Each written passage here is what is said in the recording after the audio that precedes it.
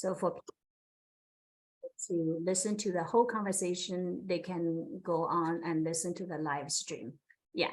So let's come back to this subject of how that we can set a good, way, what would be the best tool, right, to exercise self-love and passionately, loving of ourselves, because only when we able to passionately loving ourselves, then we able to love other people. When we don't have that ability, to love ourselves, we cannot love well of others. Mm-hmm. Yeah. So I think that the best way to really develop the self-love and self-compassion over time is to have some sort of daily practice where you're checking in with yourself. So we can speak about this on two levels. We can speak about this on the mind level, and we can speak about this on the body level. At the mind level, checking in with yourself, noticing the things that you most likely have to process, current stressors, things you have to do, future things, past things, whatever's coming up, right? Having either a daily practice of like meditation or like I do a hypnosis meditation every night as I'm falling asleep in order to process the day.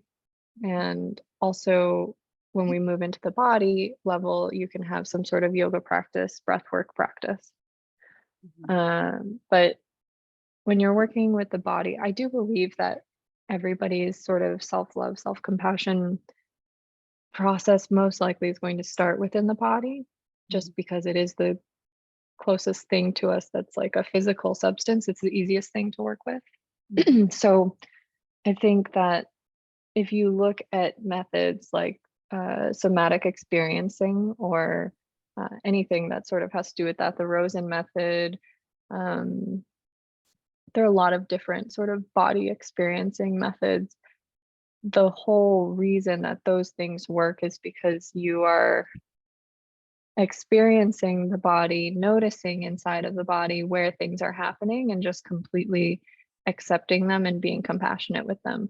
Our body is extremely responsive to compassion and very, very unresponsive or negatively responsive to the opposite of compassion, to criticism, to, whatever may come up, or like, why are you like this? Why are you in pain like this? Why are you physically affected in some sort of way?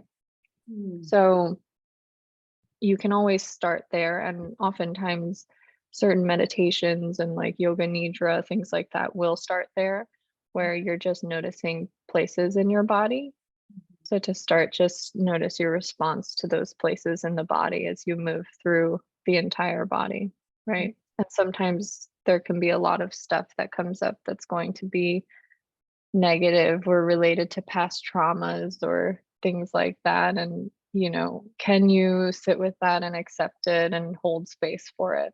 That's really where self-love and self-compassion come in. I see. So accepting it and exactly. hold the space for it. Yeah, and that also is the same with the mind.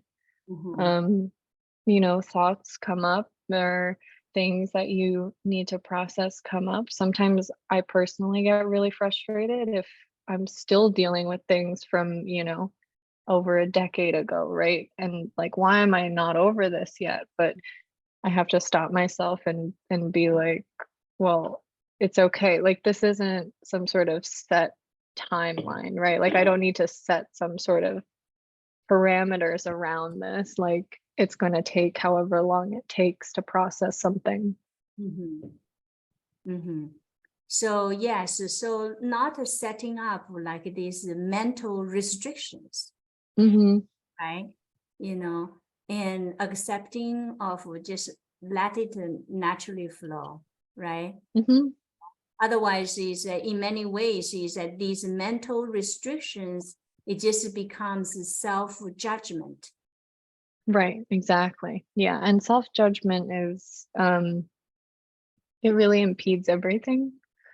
Like when you're trying to work through things, right? to have the self-judgment coming at the back end of it is always going to be an impediment. It's always going to set you back in terms of just being able to approach everything. You don't want that automatic response to things. So when we can dismantle that just from its purest point in the body and the mind, can I accept everything? Then we're actually dismantling a big piece of not having self-love or self-compassion. Yes, yes.